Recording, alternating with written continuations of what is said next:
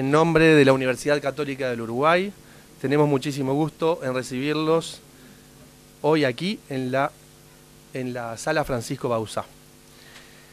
La Universidad Católica le da a todos ustedes una cordial bienvenida a este lanzamiento del libro Instrucciones para inventar la rueda, qué tienen los países que progresan y cómo aplicarlo en Uruguay, del licenciado Nicolás Albertoni Gómez. Este libro es editado por el sello Tauros, del grupo Penguin Random House, y también cuenta con los sellos de la Universidad Católica del Uruguay y de la Universidad de Georgetown de Estados Unidos. La mesa para la presentación de este trabajo estará formada por el autor del trabajo, licenciado Nicolás Albertoni, y quienes brindarán sus comentarios serán el doctor José Morín Valle, el doctor Pablo Mieres, el doctor Pablo da Silveira y el economista Sebastián Torres. Todos ellos figuras muy relevantes del quehacer político nacional que no necesitan mayor presentación. Seguidamente vamos a dar lectura a una carta que nos envía el padre rector Eduardo Casarotti. Está dirigida al señor decano de la Facultad de Ciencias Empresariales, doctor John Miles, y dice así: de mi mayor consideración, no pudiendo estar presente en el acto de presentación del libro Instrucciones para inventar la rueda, que tienen los países que progresan y cómo aplicarlo a Uruguay, envío desde Buenos Aires, donde me encuentro, esta breve nota de felicitación y agradecimiento por el trabajo realizado por nuestro profesor e investigador licenciado Nicolás Albertoni. Una vez más, su trabajo permite a personas de distintos sectores políticos sentarse en una misma mesa para debatir acerca de las claves que Uruguay necesita para avanzar hacia una sociedad con mejor desarrollo económico, humano y social. Es la mirada hacia afuera, hacia las mejores prácticas internacionales de países similares al nuestro, la que permite hacer una discusión abierta y constructiva, estando de acuerdo con las claves que sostienen nuestro desarrollo: educación, infraestructura, innovación y apertura internacional. Debemos aún seguir avanzando hacia un debate más abierto y consensuado sobre estos temas, que permita al Uruguay desarrollar políticas públicas a largo plazo que se mantengan más allá de gobiernos y ciclos electorales. Me alegra saber que nuestros jóvenes investigadores expresan con audacia y excelencia académica sus propias convicciones, con el deseo de poner lo mejor de sí para un mejor Uruguay. Como expresaba el contador Enrique Iglesias en la Lectio Inauguralis al comienzo de este año académico 2014, las universidades de nuestro país deben seguir formando, hoy como ayer, a las nuevas generaciones de profesionales como auténticos ciudadanos, capaces de entender en profundidad el país en el que están y con competencias para introducir las transformaciones que requiere para un auténtico desarrollo con inclusión social. Uruguay necesita no solo buenos profesionales, sino sobre todo líderes políticos y sociales capaces de destrabar los bloqueos que impiden el crecimiento interno y capaces también de integrar más dinámicamente a nuestra sociedad y su gente al conjunto de oportunidades que ofrece hoy el mundo globalizado y la economía del conocimiento. El ensayo del profesor Albertoni que hoy se presenta responde claramente a este desafío, que no es otro que el que expresa la misión de esta casa de estudios cuando afirma que una de nuestras tareas es contribuir a través de la docencia, la investigación y el servicio al desarrollo humano sostenible de las comunidades locales, del país y de la región. Sin duda que este trabajo ayuda en la buena dirección para hacer avanzar la rueda del desarrollo, rueda que no hemos inventado y que debemos hacer rodar con mayor fluidez. Ojalá que muchos otros trabajos como este nos ayuden a ser cada vez un país abierto al mundo, con oportunidades para todos nuestros ciudadanos, con educación e integración social.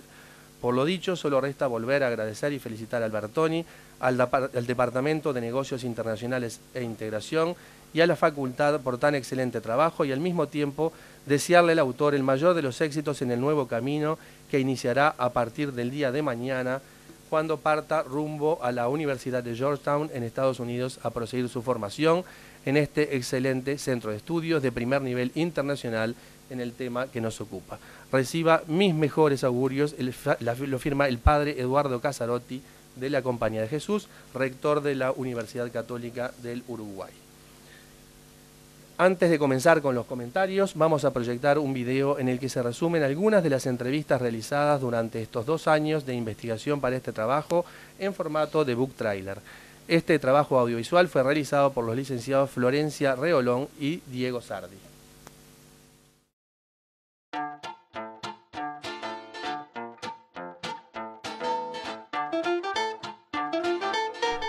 educación. Una apuesta muy fuerte a la innovación y a la tecnología. Hay que mantener una macroeconomía equilibrada. En cuarto lugar, infraestructura. La inserción en el mundo. No amputarnos ninguna de las posibilidades de desarrollo. Y no hay proceso de desarrollo ninguno que no tenga como condición la inclusión social más amplia. No poder resolver los problemas que tenemos parece muy poco entendible.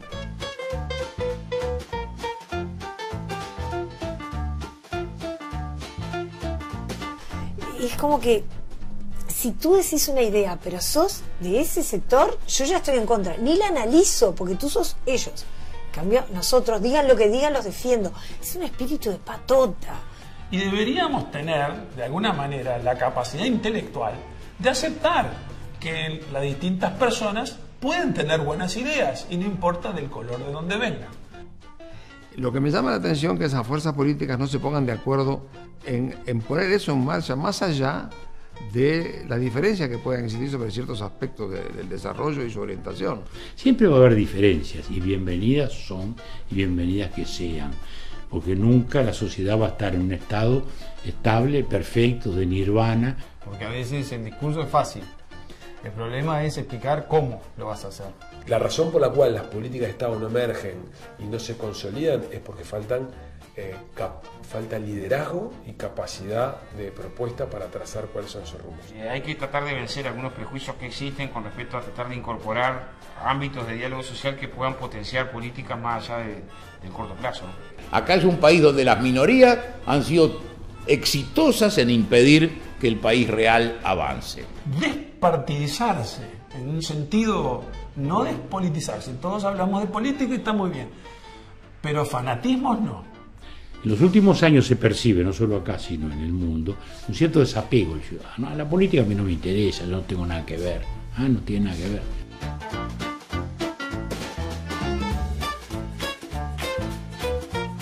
Sí, la rueda está inventada, lo que pasa es que hay que recordar para qué sirve. Yo creo que teníamos una rueda adecuada para girar en la primera mitad del siglo XX y que esa rueda, por distintas razones, se agotó. Creo que hay diferencias de proyectos. Hay ideas distintas sobre cómo lograr ciertos resultados. De todos modos, eso en determinados estadios de un país desarrollado ocurre.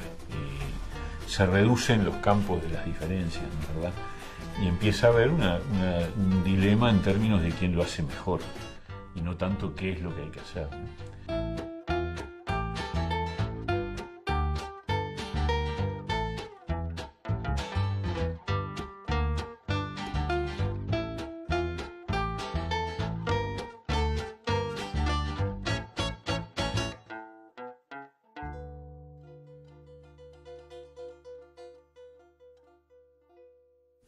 Bien, le damos la palabra al licenciado Nicolás Albertoni. Bueno, muchas gracias. Bueno, muchas gracias también a todos por estar, ¿no? Yo creo que eso es importante, más allá del horario, que a veces es un poco complicado.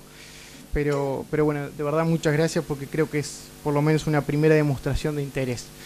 Mis palabras ante una mesa de verdad tan destacada van a ser muy breves y, como suele pasar a veces con los autores, son de agradecimientos que pueden resultar formal, pero realmente lo valen cuando hay tanto trabajo por detrás y que estas cosas no se logran solo porque bueno, a uno se le ocurrió una idea y se pone a escribir, ¿no? Sino que tiene que haber un respaldo en todo sentido. Bueno, en primer lugar, a la Facultad de Ciencias Empresariales, yo creo que sería lo central, porque bueno, yo creo que también está en darnos esa libertad y ese empuje para que podamos desarrollar ideas, contribuir desde donde podemos con el país, que creo que también eso hay que resaltarlo. Y un segundo aspecto muy importante es tanto a Penguin Random House, que es la editorial con la que sale este libro, también a Santillana, porque me ha tocado estar en una transición de editorial que también fue muy rica para trabajar en equipo, pero concretamente a Julián Ubiría y Luis Sica, en el agradecimiento especial por todo el esfuerzo para que este libro salga en tiempo y forma antes de la partida mañana por un tiempo del país. Algún apunte sobre el libro que no quiero dejar de mencionar es que realmente sale con una intención y un cariño, por así decirlo, por contribuir con ideas, ¿no? Yo también hablando con mucha gente amiga, que bueno, hoy no pueden estar, pero bueno, Claudio Paulillo, Tomás Lim, Enrique Baliño, y bueno, y también muchos de los que están aquí en la mesa, de a veces hay un sentido, un llamado generacional, yo creo, en las transformaciones que uno busca a través, en este caso, de un libro, porque mañana puede ser trabajando en una empresa, trabajando como policy maker o como sea, que hay un llamado generacional. Yo creo que también este libro se fundamenta en ello. En el primer libro, ya lo decía, era un análisis mucho más específico sobre un tema particular. Pues recuerdo que una vez, hablando para el primer libro con el ex canciller chileno de la presidenta Bachelet, Alejandro Foxley, y me decía, más allá, me pareció algo fantástico, ¿no? Pero más allá de que hay una generación entrante que busque proponer cosas para que transforme la realidad, el elemento central que no se puede perder de vista, que ya es muy rica, que se genere la reflexión en sí misma. Yo creo que más allá de que lo que uno propone, sí, bueno, acá justamente hablamos de no reinventar la rueda, ¿no? Pero no se busca que ya mañana se generen los cambios, sino más bien demostrar que hay una generación interesada en estas reflexiones y una esperanza, me animaría a decir, y acá hay varios compañeros jóvenes de diferentes partidos políticos, ¿no? Y que hay cierta linealidad en que ante todo queremos empezar a hacer las cosas. Un último apunte que surge y va en contacto con el título del libro. Yo lo cuento en el libro mismo, pero yo venía recorriendo un museo en Estados Unidos hace algunos años y cuando voy caminando, la guía nos dice: a la derecha encontrarán una de las primeras ruedas de la historia. Yo iba solo, venía un holandés al lado mío y me dice, con un inglés bastante difícil, me dice: creo haber visto otras primeras ruedas en la historia, ¿no? Yo digo, sí, yo también, me quedé como, qué loco todo esto, pero sí, efectivamente, por semanas, y nunca me imaginé que por semanas estaría estudiando, que no, en el libro ocupa no más que algunas hojas, pero sí, lo rico de la historia de la rueda en sí misma me sorprendió, de que, si bien se inventaba 2000 años antes de Cristo, todo indica, en la antigua Mesopotamia, en el siglo XVI, en América Latina festejaban porque habían inventado algo parecido a la rueda. Dije, esto es increíble para hacer una comparación. De hecho, hasta ponen el nombre, era un carpintero de Hernán Cortés, que había sido el inventor de la rueda del Nuevo Mundo. Y en el desarrollo nos pasa mucho esto. En las reflexiones que a veces surgen sobre los modelos de desarrollo o sobre el progreso del país, vi que había una conexión directa y me pareció muy gráfico esa comparación. Y ante todo, decirles que para mí ya el libro tiene un resultado concreto en estar con esta mesa, ¿no? En Uruguay, por suerte, estamos acostumbrados a que el diálogo transpartidario es algo común, por suerte. A veces uno critica la forma en que se genera ese diálogo, pero sí que el diálogo entre los partidos existe, y este es un resultado que, a mi entender, ya me alegra mucho del libro, ¿no? Poder sentarnos en la mesa con representantes, con personas muy influyentes de cada uno de los partidos que hoy están en el ámbito nacional, yo lo tomaría como un primer agradecimiento. Un último apunte, y insisto sobre lo de llamado generacional, es justamente de que el país ya no siga solamente reflexionando sobre el desarrollo, sino que lo empiece a hacer al desarrollo, ¿no? Son dos elementos que parecen titulares grandes, pero cuando uno empieza a hablar con los actores políticos, empieza a ver que hay muchos elementos de consenso. Yo este trabajo, que lo hice en compañía de dos grandes amigos también que trabajan en tema audiovisual, Diego Sardi y Florencia Reolón, pero nos sorprendíamos que muchos de los actores que hablaban, de hecho aquí hay uno, coincidían en muchos de los puntos. Es decir, coincidían en muchos de los puntos. De hecho, hablando con colegas, me decía, ¿por qué no nos sentamos a todos en una misma mesa y generamos una mesa de debate sobre esto? Pero vi que íbamos a caer en la misma lógica del Uruguay también, a veces porque el que está ahí enfrente, como se llama en María Dolores, el que estaba ahí enfrente, yo tengo que hablar en contra, y se genera ese debate a veces innecesario. El libro pasa a ser la mesa de debate, porque los entrevistamos a cada uno por separado en comparación y tomando el insumo de los modelos de desarrollo, que son simples excusas. Acá no se busca importar modelos ni imitar, sino reflexionar sobre la redondez de esos modelos, y la verdad que el libro pasa a ser la mesa de debate. Entonces, como ese último llamado a reflexionar desde la acción, y vaya si en esta universidad tiene un sentido decirlo, porque es con una fuerte impronta ignaciana de no contemplar solamente con la reflexión, sino empezar a ver este país cada vez más cercado a una acción concreta hacia el desarrollo. Entonces eso, muchas gracias de verdad a todos los que han estado hasta ahora y también ahora a los que van a pasar a comentar el libro. Y un último punto es decirle que bueno, si bien uno sabe que es de una generación entrante, estoy convencido de que realmente podemos volver a ser aquel pequeño país modelo que alguna vez nos dijeron que existía algunos, pero algunos no lo vimos. Entonces también reflexionar sobre eso y de que va a ser posible ese pequeño país modelo sobre el que tanto nos hablan. Una cosa concreta que le he anotado y no me quiero olvidar, ¿no? Pero ¿cuánto influye, por ejemplo, analizando el caso de Corea del Sur? Una cosa que me pasó de tantas cosas que se hablan en el libro. Por un ejemplo concreto. Hablando con un profesor coreano, preguntándole sobre el modelo y demás del país, sobre apertura al mundo, apertura internacional. Pero en relación a innovación y educación me dice una cosa concreta, ¿no? Me dice, él había estado en Uruguay, por eso era un buen punto de análisis lo que me interesaba de él. Dice, en Uruguay yo veo que hay un determinado tiempo en el liceo, bachillerato al final, que se habla de cómo hacer un currículum vitae, ¿no? Yo dije, sí, es verdad, porque uno termina el liceo y acá en Uruguay es como que salimos todos a ver quién hace el mejor currículum y los jóvenes entenderán mejor. Dice, en Corea hemos decidido porque ese tiempo de análisis se arme un plan de negocio. Es decir, y ahí, ya desde la base, ese joven estaba saliendo a transformar un país no como demandante de trabajo, sino como creador de trabajo. Si ya el tiempo invertido en crear el currículum o cómo hacerlo mejor era crear un plan de negocio, ¿no? Algo tan fácil, tan sencillo como eso, que en definitiva termina siendo las ruedas, ¿no? La rueda del desarrollo. Ese tipo de experiencias son las que yo llamé la redondez de la rueda. Se podría criticar de que hay diferentes culturas, diferentes orígenes, diferentes contextos, pero siempre termina siendo una redondez que hace que por mucho tiempo los primeros en los rankings terminen siendo los mismos. Entonces, ¿por qué no cuestionarnos de por qué nosotros también no lo podemos hacer bien? Entonces, ese es el apunte que quería hacer introductorio. Muchas gracias y bueno, y también espero que el libro abra también esta reflexión en la mesa. Así que el orden se va primero. Muchas gracias.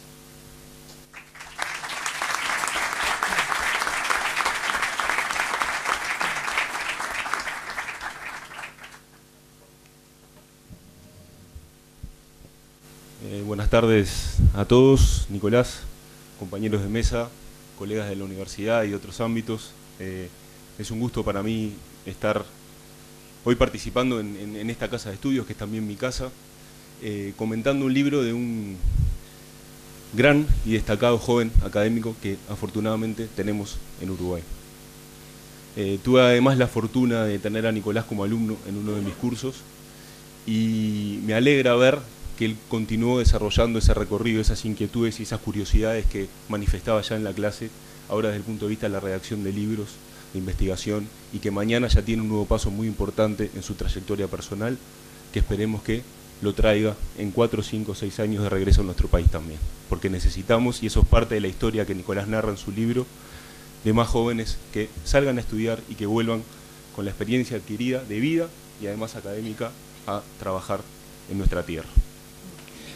El libro de Nicolás trata muchos temas y se reduce al final, luego de analizar experiencias de 3 países, Nueva Zelanda, Corea del Sur y Finlandia, en 10 áreas claves de intervención, que por supuesto no voy a abarcar en mi comentario. Sí, lo que quisiera decir es algo que es importante, que va a estar subyacente en 2 o 3 grandes áreas que sí voy a cubrir en mi comentario, que tiene que ver básicamente con que no se queda el libro en titulares. Y en esto quiero ser muy específico. Si el libro culminase con una suerte de conclusión o recomendaciones que dijera más y mejor educación, más y mejor infraestructura, Estado transparente y eficaz, política de apertura, mejor inserción en el mundo, mejores niveles de innovación, queda bastante claro que estaríamos todos de acuerdo en eso, y sí, porque son titulares. Pero el libro no se queda en los titulares. Y aporta en el sentido de, al desarrollar las experiencias de vida de cada uno de estos países y al analizarla con algunos colegas que estudian a fondo cada uno de estos temas, ve que el diferencial está en las políticas que se implementan. Entonces, en ese sentido, uno de los aportes fundamentales sobre el que voy a volver al final del comentario es que no es un libro complaciente, no queda solo en los titulares. En ese sentido, quisiera mencionar 3 aspectos del libro. En realidad los 2 primeros están muy influidos por el tema de la política exterior, y en particular el primero hace a la cuestión de la inserción internacional o las relaciones internacionales entre los países, esos tres países pequeños o medianos y cómo ellos se ven en el mundo, cómo se insertan en el mundo. El segundo está más vinculado a el vínculo que existe entre la política exterior, la política comercial, la política tecnológica, la política de innovación, la política productiva y la política económica. No como compartimientos estancos en la cuestión de la planificación de mediano y largo plazo, sino como áreas que se tocan y van de la mano, coordinadas, como bien se señala en el libro, a través de diferentes planes de acción. El tercer bloque del comentario va a tener que ver con algo que decide denominar aspectos intangibles del desarrollo. Y esto es algo que está presente también, así como importan las herramientas, importa tener la cuestión de cuál es la visión que está detrás, cómo esa visión se ejerce, cómo se forma y quiénes son eventualmente los líderes que la llevan a cabo. Y creo que tenemos también mucho que aprender de esos tres países. Con respecto al primer punto, hay algo interesante y tomo para el primer punto el ejemplo de Finlandia, para el segundo el ejemplo de Corea. Se menciona en el libro, sí, en la página 60, aquellos que lo compren o que lo tengan disponible, a Finlandia después de la Segunda Guerra Mundial. Nicolás menciona explícitamente a un presidente, que es Urho Kekkonen, que es uno de los presidentes que forma la política esta de neutralidad que tiene Finlandia en el concierto internacional. Ahí hay, a través de diferentes iniciativas, un posicionamiento de Finlandia que en realidad tiene mucho que ver con su herencia histórica entre dos gigantes, la Unión Soviética y el Imperio de Suecia, el Reino de Suecia luego, que en realidad obligan a Finlandia a definir una política exterior de cierto tipo. Y en realidad, en ese sentido, Finlandia no está tan lejos de Uruguay como uno puede prever. La distancia geográfica se transforma desde el punto de vista de la escala en una proximidad muy cercana. Y eso está fuertemente enraizado tanto en la cultura de relaciones exteriores de nuestro país como en la de Finlandia. De hecho, Finlandia, además de integrar la ONU, además de firmar, como tú bien señalás, varios acuerdos con los países limítrofes, firma en el año 48 un tratado de amistad, asistencia mutua y cooperación con la Unión Soviética. De forma despectiva en la jerga de relaciones internacionales, a ese tratado y a las implicancias que tiene sobre el destino de Finlandia se le denomina como proceso de finlandización, y existe ese término. Esto tiene que ver con cómo influye un país grande en los destinos de un país pequeño y cómo a veces influye de más, participando en algunas cuestiones que pueden estar en el borde o erosionar la soberanía. En realidad, Finlandia, a través de la firma de ese tratado, logra dos cuestiones que son centrales para el desarrollo futuro, que está bien señalado en el libro. El primero es que se puede ubicar de una forma, como país pequeño, entre dos bloques en ese momento, la OTAN y el Pacto de Varsovia, y logra comerciar de forma fluida con ambos bloques y acceder a los mercados de todos los países que están instalados en esos dos bloques. Eso es lo primero. Lo segundo que Finlandia logra, tal vez inclusive si uno lo visualiza desde el punto de vista del posicionamiento con respecto a estos países, es que en un contexto en el cual se estaba repartiendo el mundo en áreas de influencia, Finlandia logra mantener sus instituciones democráticas y su sistema de funcionamiento capitalista. Tema nada menor en el contexto internacional en el cual Finlandia estaba. Entonces, la cuestión de resignar algo que se puede ver mirado desde otros países como una pérdida de ciertos niveles de soberanía, termina siendo, en la cuestión del desarrollo y el posicionamiento de Finlandia, algo muy valioso. Esa enseñanza, que está en cierta medida trazada con algunos ejemplos en el libro de Nicolás, es algo que quiero que alimenta mucho más con respecto a cómo se posicionan países de determinada escala en el contexto internacional cuando refiere a temas de inserción internacional. Aquí, por supuesto, esto daría solo este tema para un análisis mucho más profundo, cómo Uruguay se va a posicionar en este nuevo escenario de Brasil, Rusia, India, China, Sudáfrica, cómo Uruguay negocia con un mundo multipolar después de este pasaje hacia un mundo que hoy parece que es apolar, pero eventualmente va a tener 5 o 6 grandes potencias, la estrategia de acercamiento a un grande, a dos grandes, la estrategia de Mercosur, Mercosur ampliado, Mercosur más tratados en otras partes del mundo. Creo que mirar la historia y mirar la historia de estos países, y eso es algo que Nicolás quiere que hagamos al leer el libro, ilustra o al menos nos permite saber que la rueda ya fue inventada, por supuesto que el camino lo tiene que trazar cada uno de los países por separado. El segundo tema que para mí es muy importante y también tiene que ver con esto que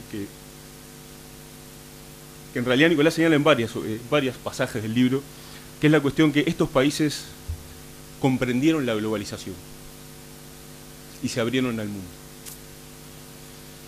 También puede esto caer en un titular, bueno, ¿qué quiere decir comprender la globalización y abrirse al mundo? Bueno, la apertura al mundo parece estar o venir vinculada desde el punto de vista de herramientas a reducción de aranceles, reducción de medidas parancelarias, reducción de barreras de diferente tipo, de cuotas.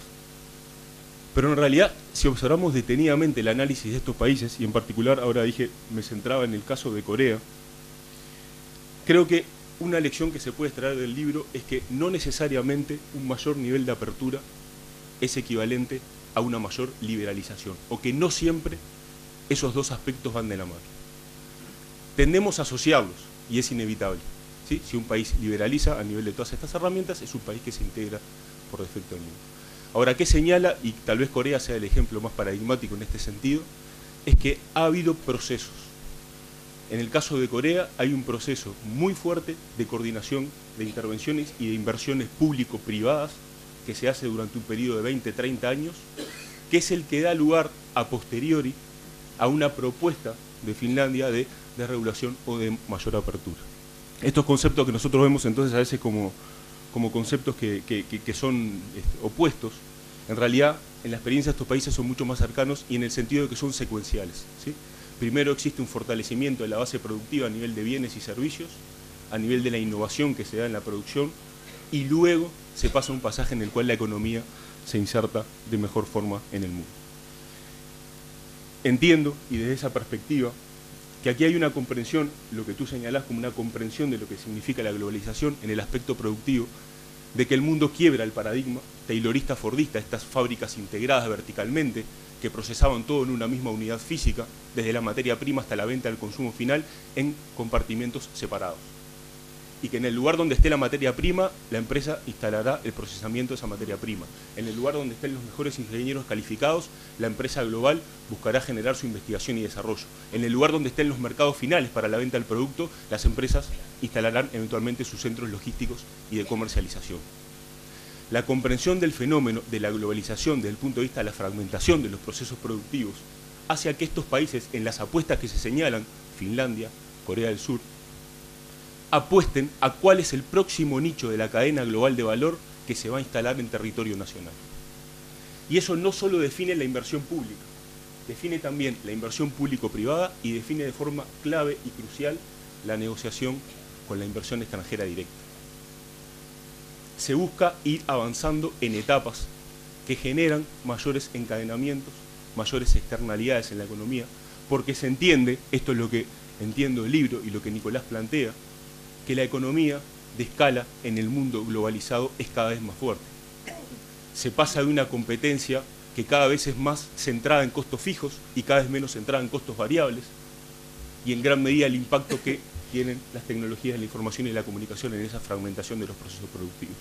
Entonces, que los países decidan ubicarse en nichos determinados, en algunas industrias en particular o como proveedores de servicios, es algo que también queda claro de la lectura del libro y de los ejemplos que Nicolás manifiesta. De hecho, hoy está claro que aproximadamente las cifras más recientes señalan que el 60% del comercio global de insumos intermedios lo realizan las cadenas globales de valor, más del 75% del comercio de servicios mundiales lo realizan o se realiza a través de cadenas globales de valor, que en definitiva son oligopolios globales, a través de los cuales las naciones también se insertan. ¿Qué tenemos de forma concreta en los dos países? Bueno, tenemos el ejemplo de Nokia, que se señala también muy bien en el libro. 30% de la investigación y desarrollo de Finlandia en los últimos 10 años pertenece a Nokia o está vinculada a Nokia. 20% de las exportaciones, 4% del Producto Bruto Interno. En el caso de Corea tenemos algunos más, Hyundai, Samsung y otros. El tercer aspecto, sí, y último, tiene que ver con esto que yo señalaba como aspectos intangibles del desarrollo. Aquí estos países creo que han resuelto de forma relativamente exitosa la cuestión del problema de la acción colectiva entre los ciudadanos. Siempre te plantea que puede haber una contradicción en el interés individual de una persona y a veces el interés colectivo. Eso se da a veces cuando hay elevados costos públicos vinculados a altas ganancias privadas o al revés, altas ganancias públicas vinculadas a altos costos privados. El ejemplo de lo primero, residuos en un lago, cómo en realidad una alta ganancia privada por hacer eso tiene o trae aparejado un alto costo público. O en otro caso el tema de la educación, cómo se financia la educación pública, ¿sí? Un costo personal que puede ser muy elevado desde el punto de vista tributario, en realidad otorga un bien que es muy importante desde el punto de vista colectivo. Estos países han instalado un modelo de lo público que supera el modelo de mercado tradicional. O sea, no son agentes compartimentados, ¿sí?, de forma racional, asignando sus preferencias o viendo cuáles son, después de definir su utilidad, qué es lo que quieren para la sociedad. Esto es, la definición del bien último, del bien colectivo, no se llena después de llenar las satisfacciones personales, o al menos existe un equilibrio entre ambos aspectos. Y creo que también se rescata la experiencia de los tres países, que aquí hay algo más que un mercado desintegrado de individuos, sino que está la idea instalada muy fuerte de comunidad, de lo público.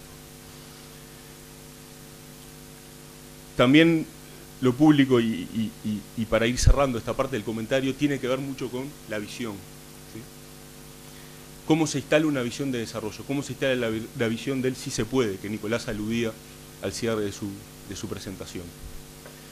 En realidad aquí ha habido líderes. Esto también requiere, por supuesto, de grandes esfuerzos colectivos, de trabajo individual, de cooperación público-privada, pero también requiere de algunas personas que están mencionadas en el libro, ¿sí? Algunos líderes políticos, intelectuales, filósofos, que Nicolás cita en el libro, que en realidad han sido también en gran medida los articuladores de estos procesos.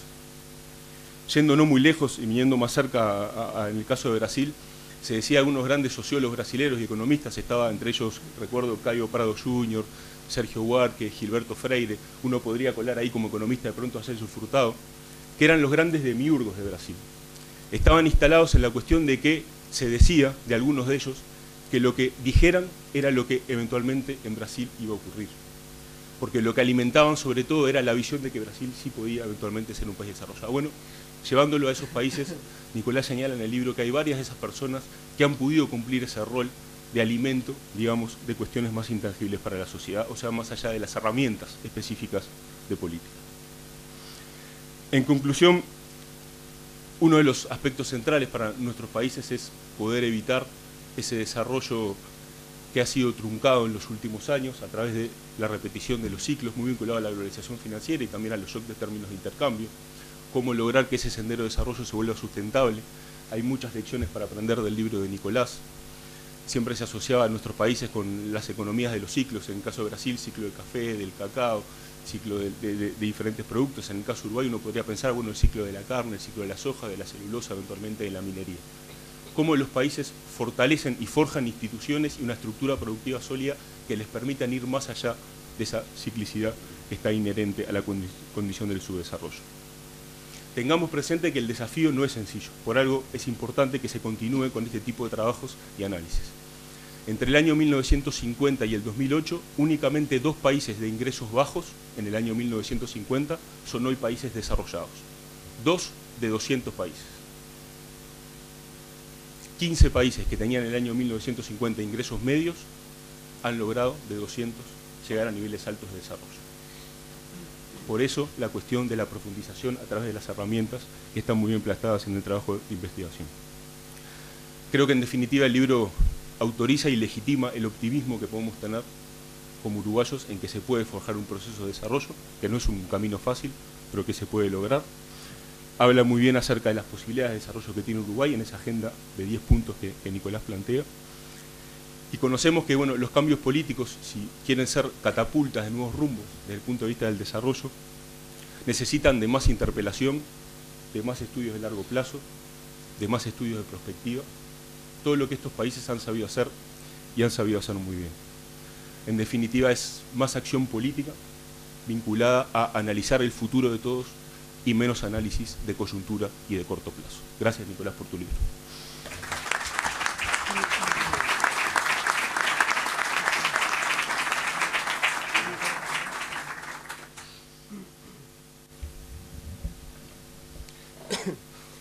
Bueno, buenos días a todos y primero que nada felicitaciones a Nico por este nuevo logro.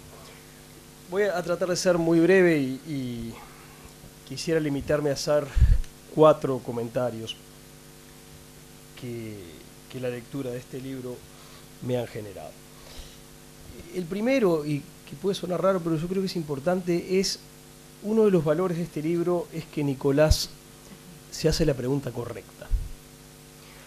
Fíjense ustedes, desde que existen seres humanos sobre la Tierra han existido las diferencias de riqueza. En cualquier momento histórico que uno considera va a encontrar grupos humanos más ricos que otros, sociedades más ricas que otras. Y siempre nos hemos hecho preguntas sobre esas diferencias. Pero no todas las preguntas que nos hemos hecho están bien formuladas. Y para ilustrar este punto, permítanme por un momento no hablar del libro de Nicolás, sino hablar de otros dos libros muy conocidos que pueden ayudar a ilustrar lo que quiero decir. El primero de esos libros es La riqueza de las naciones, de Adam Smith, el libro que es unánimemente considerado como la obra que inaugura el pensamiento económico moderno. Observen que en realidad cuando decimos la riqueza de las naciones de Smith, estamos resumiendo. El libro tiene un título mucho más amplio. Es una investigación sobre la naturaleza y las causas de la riqueza de las naciones. En definitiva, la pregunta que se hace Smith es ¿por qué hay sociedades que se vuelven ricas? ¿Cuál es la explicación? Comparen ese enfoque con el enfoque de un libro muy conocido por los uruguayos que es Las venas abiertas de América Latina, de Eduardo Galeano. La pregunta de ese libro es ¿por qué América Latina es pobre? El primer libro presume que lo que hay que explicar es la riqueza. El segundo presume que lo que hay que explicar es la pobreza. Y no es lo mismo. No es lo mismo porque implícita en la formulación de la pregunta hay una idea acerca de cuál es la trayectoria normal y esperable de las sociedades humanas.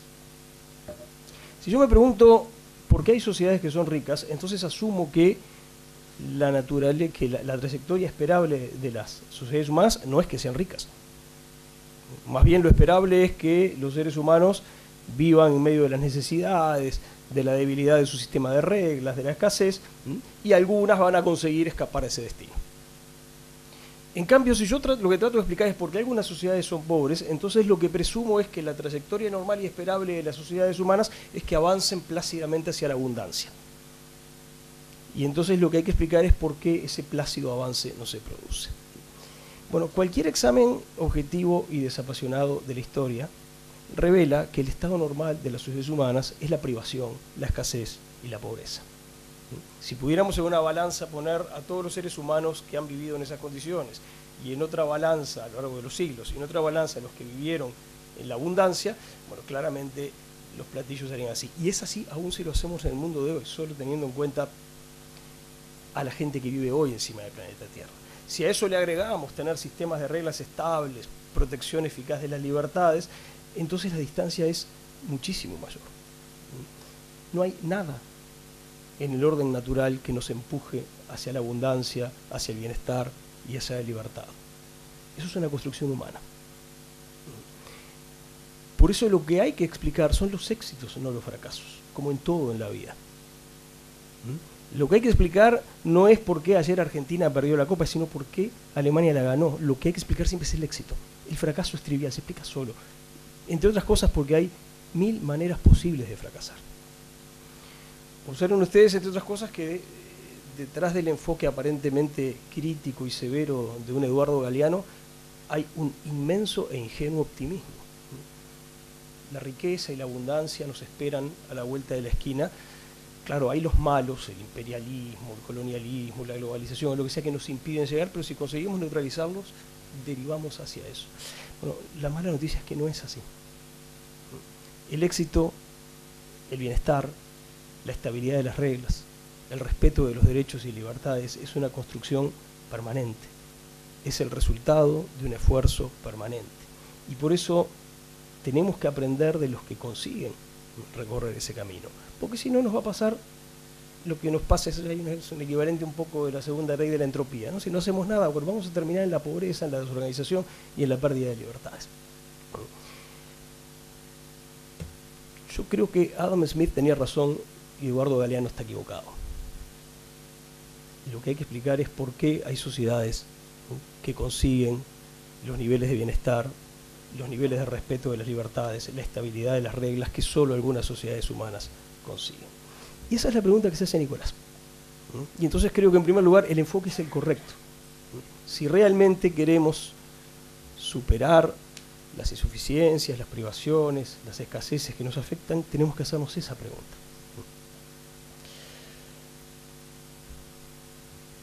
Esa me parece una primera virtud del libro.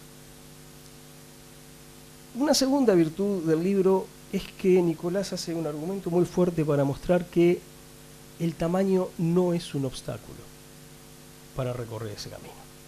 Y de hecho muestra de manera muy persuasiva y con cifras y datos muy persuasivos que en general los casos de éxito más rotundo que se pueden analizar en un plazo de tiempo relativamente breve son siempre de países medianos o relativamente chicos. Los uruguayos además nos equivocamos sobre nosotros mismos cuando nos creemos que somos un país tan chico, ¿no? Eso del paisito es una de las tantas ideas que nos hacen daño. Uruguay no es un país tan chico. Si ustedes miran en superficie, más o menos somos la mitad de Italia. Si tuviéramos la densidad de población de Italia, tendría que haber 25 millones de personas viviendo en nuestro territorio. Lo que somos es un país despoblado y es un país que ha tenido dificultades durante bastante tiempo para un mejor aprovechamiento de sus potencialidades económicas. Claro, es verdad que al lado de gigantes como Argentina o Brasil lucimos chicos, pero no hay nada en nuestra escala que nos condene al fracaso. No hay nada en nuestra escala que nos impida recorrer caminos que otros han recorrido. Y en ese sentido, el libro de Nicolás encierra un mensaje de optimismo, ¿no? Encierra ese sí se puede. Si aprovechamos nuestras potencialidades, que las tenemos y muchas, si aprovechamos nuestros puntos fuertes, que los tenemos y son importantes, si somos inteligentes, si somos capaces de construir acuerdos que se traduzcan al plano operativo, entonces claro que sí se puede.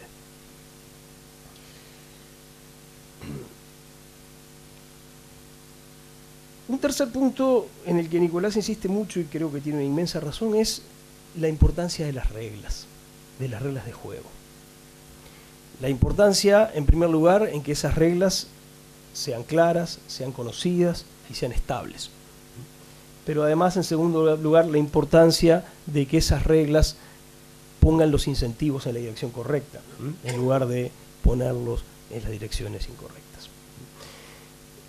Nosotros, los uruguayos, tenemos mucho para avanzar en ese terreno.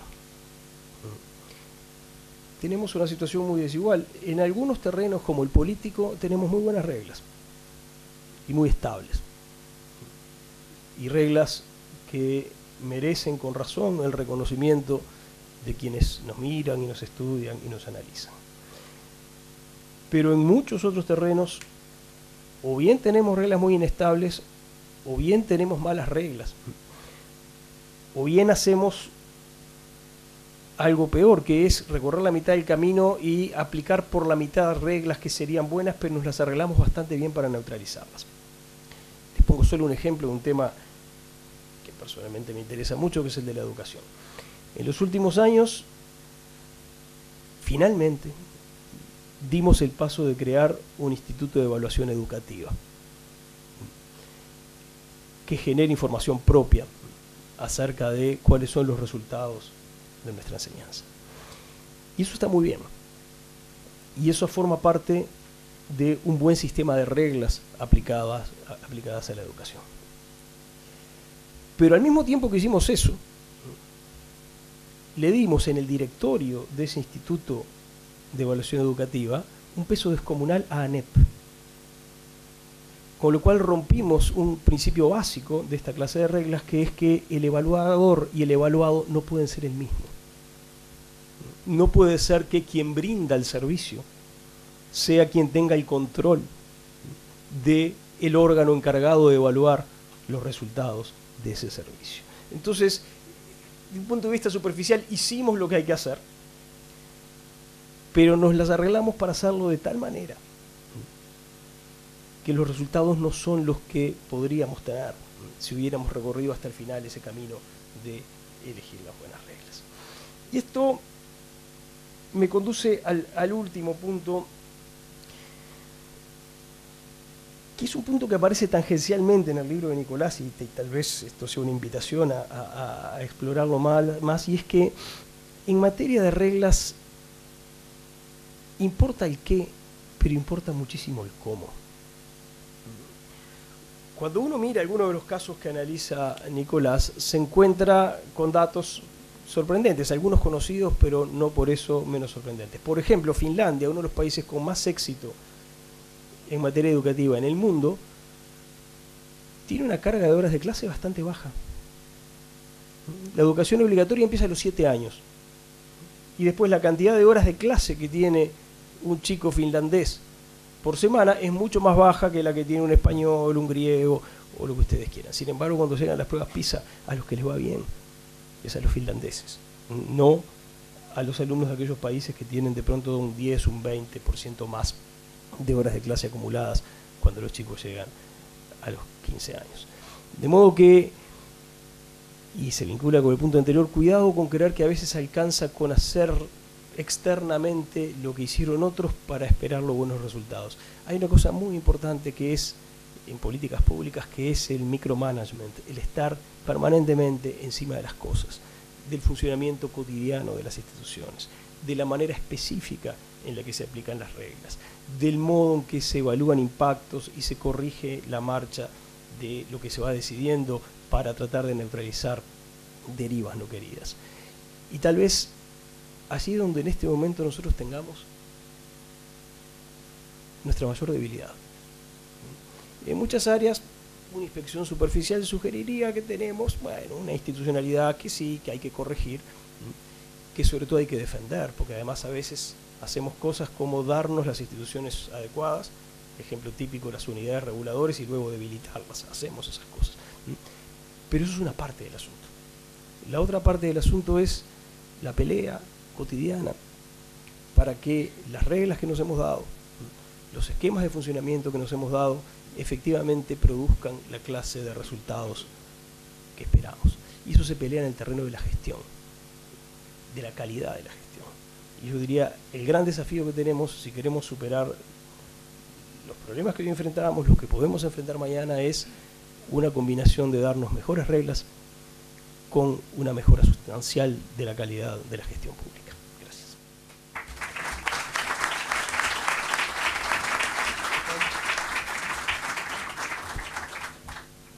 Bueno, buenos días a todos. En primer lugar, un doble agradecimiento a Nicolás, uno por la invitación a presentar el libro y otro por haberme incluido en la lista de personas con las que dialogó en el proceso de elaboración del mismo. Me parece que es un libro muy valioso, es un libro necesario, por lo tanto, junto al agradecimiento, las felicitaciones a Nicolás por el resultado.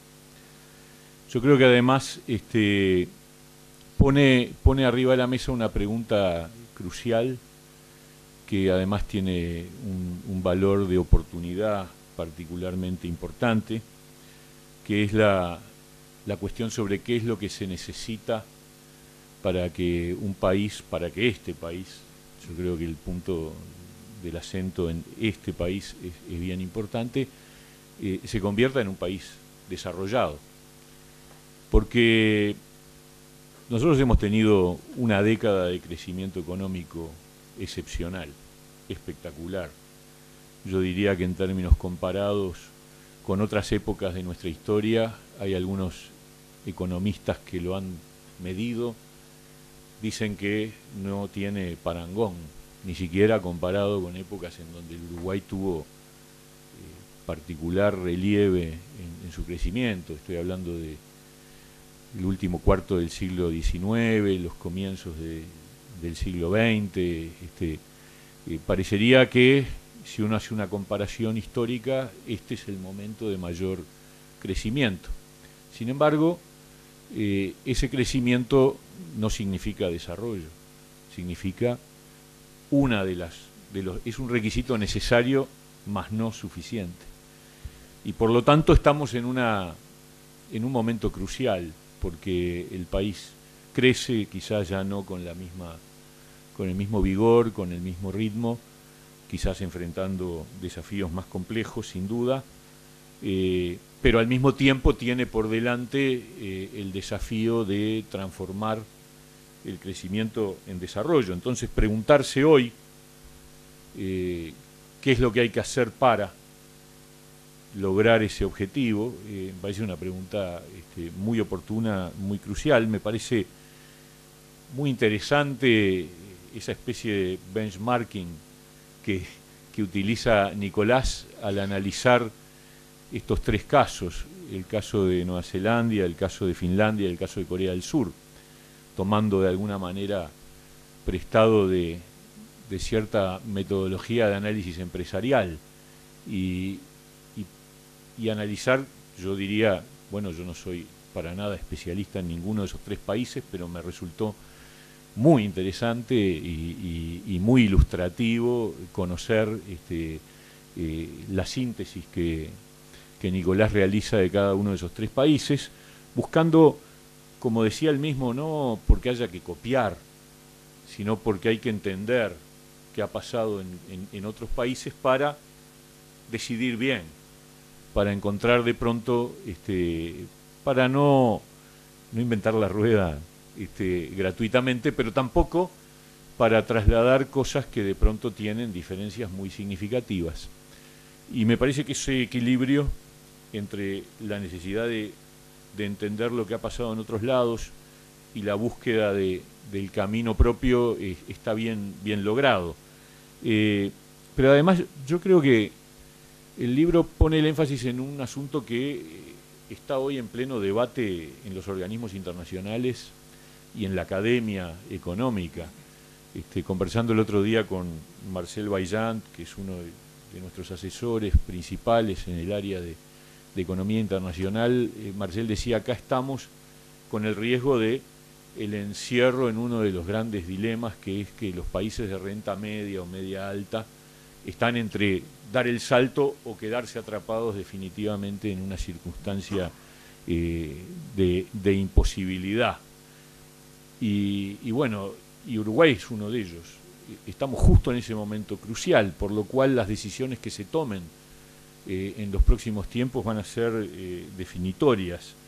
El riesgo de quedar a mitad de camino, o peor aún, de retroceder. Yo conozco, hay datos incluso producidos por el propio Ministerio de Desarrollo Social que indican que si bien hemos logrado una reducción de la pobreza muy significativa, y estamos hablando del 11%, lo cual es histórico desde que se tiene mediciones de la pobreza, también tenemos claro que un cambio en el viento puede significar el retroceso de otro tanto, que gente que hoy está parada haciendo equilibrio encima de la línea de pobreza y que no tiene hoy ni el capital social, ni los recursos instalados, ni la capacidad instalada para enfrentar un cambio de viento, y que se podrían volver pobres rápidamente, con lo cual volveríamos a tener un quinto o una cuarta parte de la población en situación de pobreza. Eso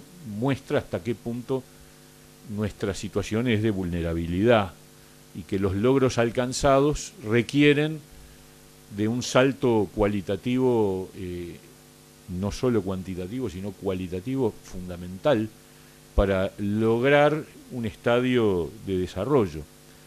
Y entonces las alternativas ciertamente tienen que ver con algunos asuntos, algunos nudos gordianos que conocemos bien y que sin embargo seguimos sin desatar los uruguayos. Y obviamente la solución no está ni en viajar en el estribo de Brasil, ni en definir ideológicamente cuál es nuestro destino, ni nuestro camino de inserción en el mundo. Nicolás, cuando estudia los casos ejemplo, llega a identificar como 5 componentes presentes en todos ellos. Instituciones sólidas, calidad educativa y capacidad de innovación, infraestructura, mercados laborales eficientes y economías abiertas. Bueno, yo diría que en varios de ellos calificamos muy mal, o por lo menos los deberes no están hechos, y están entre las cosas, digamos, que se vuelven imperiosamente pendientes en el Uruguay de hoy. Y a su vez, cuando se identifican en síntesis los puntos en común de la reflexión vernácula, es decir, de lo que dijimos, los que tuvimos el diálogo con Nicolás acerca de cuáles eran nuestros problemas, Nicolás identifica un Estado transparente, dinámico y eficaz, un país abierto al mundo, políticas activas de innovación y fomento del emprendedurismo. Yo creo que se sigue siendo una asignatura pendiente en el Uruguay, es decir, la poca valoración que se le da al espíritu emprendedor, a la capacidad de asumir riesgos, de apuesta, de realmente poner arriba de la mesa una sensación de apuesta y de valor, de coraje, consenso político, una economía sólida y competitiva, políticas de población para un país que tiene un problema demográfico muy serio y desarrollo de la infraestructura. Todas estas cosas identificadas por quienes conversábamos con Nicolás, sin embargo, casi todas ellas están pendientes y son de alguna manera la agenda principal del próximo tiempo. Entonces ahí viene el énfasis en el cómo, porque el qué, bueno, estos son qué titulares, ¿no es cierto? Después los qué convertidos en qué más específicos ya no son tan fáciles, porque todos podemos decir que queremos educación de calidad y cuando entramos a analizar de qué se trata podemos tener diferencias significativas. Pero lo que está claro es que los países que se han desarrollado son países que han logrado reducir sustancialmente el mundo de las polémicas y en algunas cosas se han logrado consensos amplios en donde más allá de quién gane o quién pierda, hay ciertas cosas que no se tocan. Y en el Uruguay nos falta mucho todavía para lograr esos consensos amplios. Lo que yo creo es que el próximo tiempo es absolutamente crucial. Es absolutamente crucial porque habremos culminado una década fantástica de crecimiento, pero con las principales asignaturas pendientes. Y yo creo, espero, que los ciudadanos generen las condiciones para que el próximo tiempo sea un tiempo de diálogo, sea un tiempo de entendimientos, sea un tiempo fértil para que se generen aquellos consensos básicos que sin mengua de las diferencias hagan posible que cierto piso fundamental se logre para avanzar ciertamente hacia el objetivo que plantea Nicolás muy bien en su libro, que pueda ser en los próximos años, no inmediato, pero en el mediano plazo, un país desarrollado para el bienestar de todos los uruguayos. Muchas gracias.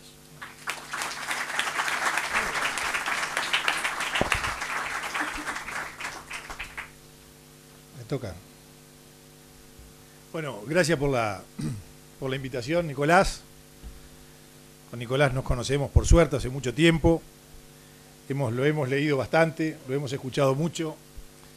Hemos aprendido bastante de él y hemos visto una cosa que nos encanta, que es la evolución de un joven con ganas de aprender, con ganas de participar, con ganas de ayudar, hablando de los temas del país, de los temas de todos. El libro me pareció más que interesante, me pareció bárbaro. Me pareció muy buena la idea de un joven de pensar qué vamos a hacer con el país, porque en definitiva el libro es ese. La rueda está inventada, en algún momento los uruguayos supimos hacerla rodar, hubo una época en el país que la rueda anduvo bien, y hace tiempo ya, no 10 años, hace tiempo, que la rueda no funciona bien, que la rueda no anda, y que no nos ponemos de acuerdo hacia dónde tiene que ir, y no nos ponemos de acuerdo en una cosa que es peor, que deberíamos empujarla todos para que funcione. Entonces el libro nos da un inicio de optimismo. Nos dice, hay países que tienen algunas cosas similares a nosotros, que han sido exitosos. Países chicos, en relación al mundo, países que no están cerca de los lugares donde el mundo funciona más, y nos trae 3 ejemplos: Nueva Zelanda, Finlandia y Corea del Sur. Y está bien que nos diga eso, porque en Uruguay esa enorme cantidad de gente que dice no se puede, nos dice, entre otras cosas, pero ¿viste dónde estamos? ¿Viste lo que es el barrio? ¿Viste lo que son los vecinos? Y además somos poco más de 3 millones. Es muy difícil para Uruguay. Bueno, es mucho más difícil si no vemos ejemplos como los que nos da Nicolás, que en definitiva fue lo que hizo el Uruguay hace 100 años. El Uruguay hace 100 años vio el mundo que funcionaba y entre todos, no había partidos hegemónicos ni sectores hegemónicos, entre todos hicieron funcionar al país. El país del optimismo, en el país que todo se podía hacer. El país en que nada era demasiado grande y a todo lo acometíamos con optimismo. Bueno, nosotros, los descendientes de aquellos, tenemos que hacer algunas transformaciones. Yo creo que hay algunos acuerdos básicos. Yo estuve leyendo el libro y Nicolás al principio plantea algunos temas en que todos estos países que toma de ejemplo hicieron cosas importantes. Habla de instituciones sólidas y que den transparencia hacia adentro y fuera del país. Bueno, tenemos que trabajar en eso. ¿Sí? No estamos horribles. Tenemos que mejorar. Y podemos tener consensos políticos. Calidad en educación promoviendo innovación y un sistema emprendedor. Bueno, estamos todos de acuerdo que la educación pública uruguaya está muy mal. Pero además, en estas campañas que estamos haciendo, nos damos cuenta que tenemos una cantidad de coincidencias, que hay muchas cosas que se pueden hacer. Yo escucho a Pablo da Silveira y comparto muchas de las cosas que dice. Y viceversa, me dicen, bien. Pero escucho a personas del Frente Amplio y comparto. Y con Pablo Mieres, a mí hasta me molesta estar al lado de él porque empezamos igual en muchos temas. A mí me preguntan después, che, ¿te vas a pasar con...? No, Pablo se va a venir con nosotros. Pero digo, tenemos muchas coincidencias. Tenemos muchas coincidencias. Entonces, me parece que eso es importante. En educación hay evaluaciones externas. La evaluación PISA es la más conocida. Bueno, la primera evaluación PISA se hizo en el 2003 y se leyó en el 2004. Yo siempre digo, yo era ministro de Educación y Cultura, pero no tuve nada que ver. Porque en realidad el que la pidió fue el presidente del CODICEN, que era Javier Bonilla, y yo llegué después y un día vino y me dijo, ministro, vamos a presentar el resultado de PISA. Y bueno, espere. No, vamos, hay una conferencia de prensa, va a estar toda la prensa ahí. ¿Y cómo dio? No, lo vamos a saber ahí. Y dije, bueno, vaya usted solo. Bueno, al final fui yo. Me dijo, no, quédese tranquilo, que supongo que daría. Y el resultado fue que Uruguay seguía siendo número 1, el resultado externo. Cuando entramos a mirar adentro, el resultado era bastante desastroso. Había diferencias fenomenales entre los que tenían más posibilidades y los que tenían menos. Los peores eran peores de los peores de América Latina. En realidad se evaluaba solo a los que estaban en la educación formal a los 15 años y había muchísimos que no estaban. El resultado fue malo. Y fue malo hace 10 años. Y lo hacemos hoy y no es mejor. Es peor. Y en algunos casos, cuando es igual, es peor porque todos los demás evolucionaron. Y nosotros quedamos igual. Y todos sabemos eso y no hemos hecho nada.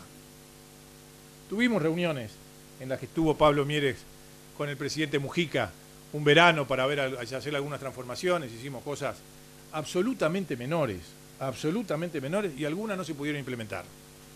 Porque en este caso un sindicato estaba en contra. Infraestructura, es obvio que es otro tema y también ahí tenemos muchas cosas para ponernos de acuerdo. Hoy empezamos a tener problemas con Argentina, con los canales. Hoy hace un tiempo. Tenemos problemas con Argentina. Bueno, habrá que trabajar para solucionarlos. Economía abierta. Bueno, nosotros hace años que estamos en ese tema de la economía abierta. Tuvimos una discusión fuerte cuando los Estados Unidos nos propusieron un tratado de libre comercio y parecía que había un montón de gente que quería y al final nuestro presidente, el actual, se puso enfrente junto con un ministro de Relaciones Exteriores, pararon el último tren que pasaba. Bueno, nunca es el último, pero también es cierto que las oportunidades hay que aprovecharlas y las dejamos pasar. el Uruguay con el Mercosur está en negociaciones con la Unión Europea. Acá está nuestro amigo y el que nos enseña alguna cosa, a veces no aprendemos bien, Didier Perti, en estos temas. Las conversaciones informales empezaron en 1995, las formales en el 2000. Chile empezó mucho después y terminó mucho antes. Y nosotros seguimos viendo a ver qué vamos a hacer. ¿Por qué nos cuesta tanto? ¿Por qué tenemos esa dificultad? Y voy a entrar en el tema, para terminar, lo voy a hacer corto, en uno de los temas que plantea Nicolás, sistema de partidos políticos con visión de consenso y la creación de espacios para un diálogo social eficiente. Porque eso nos compete a nosotros. Nosotros nos sentamos en una mesa y nos llevamos fenómeno. Vamos al exterior y el mundo nos dice, che, qué cultura cívica, qué cultura fenomenal que tienen los partidos políticos uruguayos que van al exterior y son uno solo. Tenemos un diálogo permanente extraordinario, nos llevamos bien, con algunos somos amigos. Y en la mayoría de los temas, o en muchos temas, estamos de acuerdo. Pero cuando llega el momento de hacer, tenemos ahí alguna dificultad que nos impide trabajar, que nos impide avanzar. Yo creo que tenemos ahora una oportunidad fenomenal. De los 4 partidos políticos con representación parlamentaria, ya 3 estuvieron en el gobierno. Y Pablo ha estado manejando y ya va a estar, viene bien. Pero vienen avanzando. Ya todos sabemos cómo funciona el país, ya sabemos que no hay recetas fenomenales, ya sabemos que hay cosas que son posibles y cosas que son imposibles. Bueno, yo creo que es el momento de trabajar para hacer estas cosas. El Uruguay no puede quedarse afuera de estos temas. Tenemos que empezar a entender que la rueda ya se inventó, que hay países chicos como nosotros que han sido exitosos, que tenemos una oportunidad y que no la debemos dejar pasar.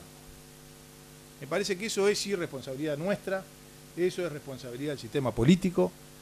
Gane quien gane la elección, espero y estoy seguro que no va a ser con mayorías parlamentarias y eso le va a hacer bien al país. Va a ser necesario el diálogo. Vamos a tener que ponernos de acuerdo en temas centrales. Y en eso estamos todos dispuestos a trabajar. Me parece que este libro, Nico, nos entusiasman estas cosas. Yo creo que los ejemplos que has puesto vos nos dan esa cuota de optimismo de ver que otros países similares a nosotros, con dificultades mucho mayores que las nuestras, lo lograron y que si nosotros, todos, y especialmente nosotros los políticos, nos ponemos a la altura de las circunstancias, el Uruguay va a tener una oportunidad fenomenal. Muchas gracias.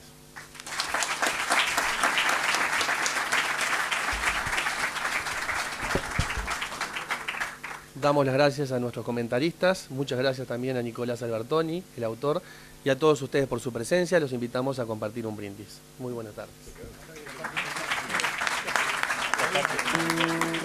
Asuntos públicos, para conocer mejor, para saber más.